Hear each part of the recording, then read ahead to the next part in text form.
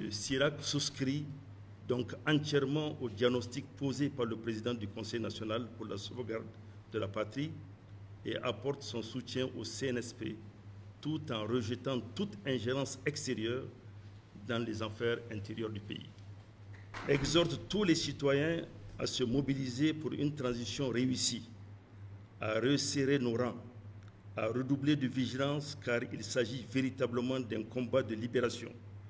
d'une lutte de reconquête de la souveraineté qui est engagée face à nos ennemis intérieurs et extérieurs. Nous devons rester unis et prêts au sacrifice quel qu'en soit le prix face aux mesures répressives iniques, injustes et injustifiées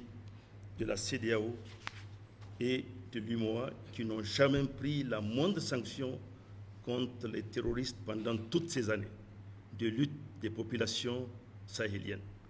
Ces organisations sous-régionales semblent donc se comporter plus comme des centrales syndicales de chefs d'État que comme des instruments au service des peuples. En appel à une coopération renforcée avec le Mali et le Burkina Faso dans le cadre d'une coalition fraternelle de lutte contre le terrorisme et de développement de la zone du Liptako-Gourma ou zone des 3 frontières sans la France. Réitère encore une fois, comme il l'a fait dans le passé, l'impératif national du départ de toutes les troupes étrangères du territoire national. Les menaces de M. Macron, qui clame qu'il ne tolérera aucune menace contre la France et ses intérêts au Niger et que Paris répliquera de manière immédiate et intraitable, sont préférées en ayant à l'esprit les 1500 soldats français installés illégalement au Niger et qui sont un danger pour notre armée et notre peuple.